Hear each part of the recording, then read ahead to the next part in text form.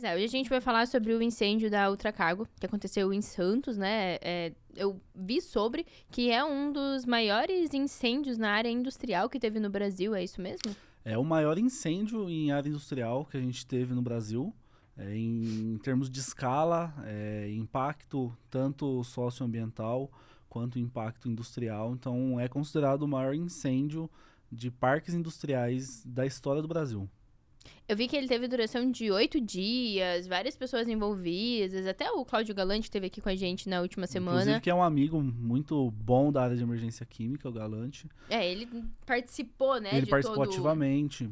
Na verdade, o incêndio ali, ele durou por 9 dias. 9 9 dias? dias. Começou ali no dia 2 de abril de 2015, por volta das 10 da manhã ali. A gente sempre fala, né, que um grande desastre começa com um pequeno erro. Então, uma pequena falha operacional ali, uma bomba entrou em operação de forma indevida, com as válvulas de abertura e fechamento fechadas. E ali teve um superaquecimento dessa bomba que irradiou desse maior desastre da história do Brasil. Então, essa bomba teve uma explosão. E aí a gente enxerga já alguns erros nesse primeiro momento, que é a proximidade que essa bomba estava do parque de tanques. Então essa proximidade causou todo esse desastre que a gente viu.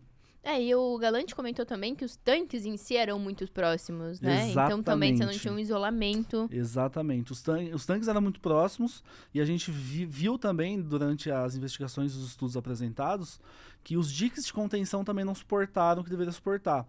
Então, essa irradiação de incêndio de um tanque para o outro demandou muito por conta do rompimento dos diques de contenção. E causando essa enorme tragédia aí que ficou marcado na área de emergência industrial. Então, o incêndio começou ali, como eu falei, no dia 2 de abril de 2015, por uma falha de operação. Uma bomba entrou em operação de forma indevida. Bomba de incêndio? Bomba de Então, os consumo? estudos que mostram era uma bomba d'água. Entendi. Assim, inclusive, um dos pontos muito falhos que a gente tem é que documentos oficiais de incêndios não são disponibilizados para consulta. Então, tudo que a gente tem são com base em estudos muito profundos, com bastante pessoas que participaram do incêndio, mas nada oficial de Ministério Público e afins. Então, trazem muito sobre uma bomba d'água, né, ou uma bomba de combustível, trabalham com as duas hipóteses. E aí começou de forma a irradiar o rompimento desses diques de contenção e atingir tonel por tonel de basicamente ali 6 milhões de litros de combustível, envolvendo gasolina, álcool, né, o etanol. E ali começa a chamada Batalha do Alemoa. Então, todo esse complexo de combate que foi montado, eles deram o nome de Batalha do Alemoa, porque de fato foi uma batalha, foi uma guerra ali contra o fogo. Uma das principais dificuldades ali, quando o incêndio ele acontece, principalmente em parques de tanques de combustível, um dos primeiros sistemas a colapsar são os sistemas fixos de combate, porque o poder calorífico é muito forte. Então, os bicaspersores ali que deveriam funcionar, eles entram em colapso muito rápido. A parte de sistema fixo de combate a incêndio, ele fica completamente inoperante, porque a proximidade, o corpo humano não suporta esse poder calorífico que irradia tanto calor que você não consegue chegar próximo. Então, tiveram algumas dificuldades que teve que mobilizar ali mais de 700 a 1.000 pessoas participaram desse combate.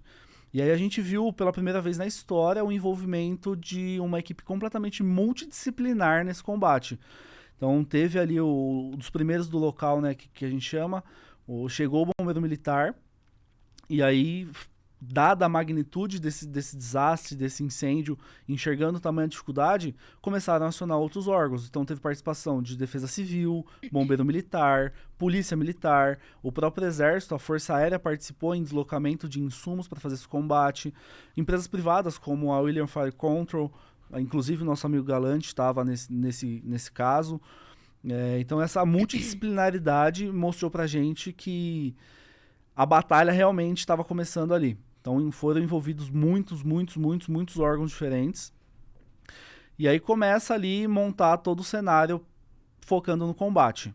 Tá. Se você é projetista, instalador, engenheiro, trabalha com a área de prevenção e combate a incêndio, você precisa estar na Preview Weekend no dia 25 a 28 de setembro, que acontece aqui em São Paulo. É uma imersão exclusiva de prevenção e combate a incêndio que junta os melhores players, os melhores profissionais da área de prevenção contra incêndio, tanto como aluno, quanto na parte de professores que vão palestrar e vão dar uma super aula pra vocês. Nós juntamos os melhores professores, os melhores especialistas em prevenção contra incêndio pra falar com você. E logicamente, né, Ilumac, GPM, pessoal da FAMAC, Dinâmica, Vetrotec e CKC também estarão junto com nós pra mostrar pra vocês como que funciona cada exigência técnica do Corpo de Bombeiros. Então, vamos deixar aqui o QR Code pra você fazer sua pré-inscrição. Lembre-se, você não consegue comprar o seu ingresso da Preview Weekend sem passar por uma entrevista com o nosso time. Então, deixa seu nome aqui na lista de espera na pré-inscrição da Preview Weekend que nosso time vai entrar em contato com vocês. Espero você na Preview Weekend.